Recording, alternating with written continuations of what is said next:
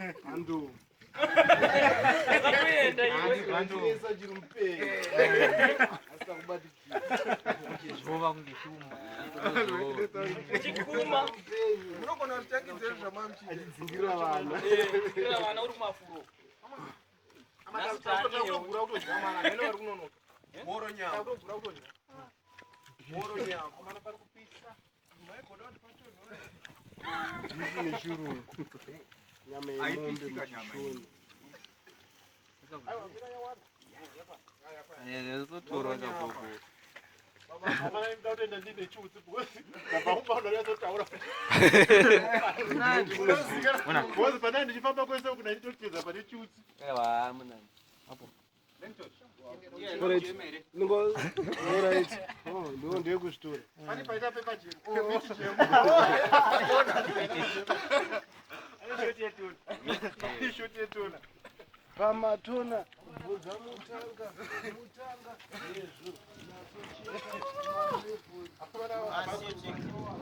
apazomirika pada apanomirika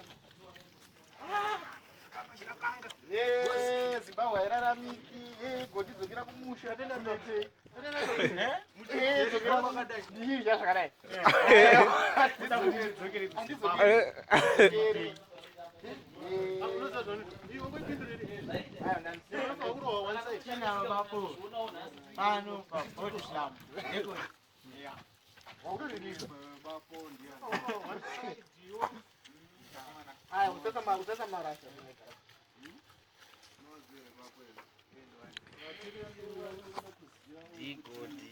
Wero wero wani munhu asina chipomerwa.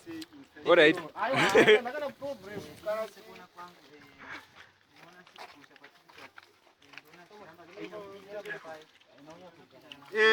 Tinosvika pavatiri muri kuti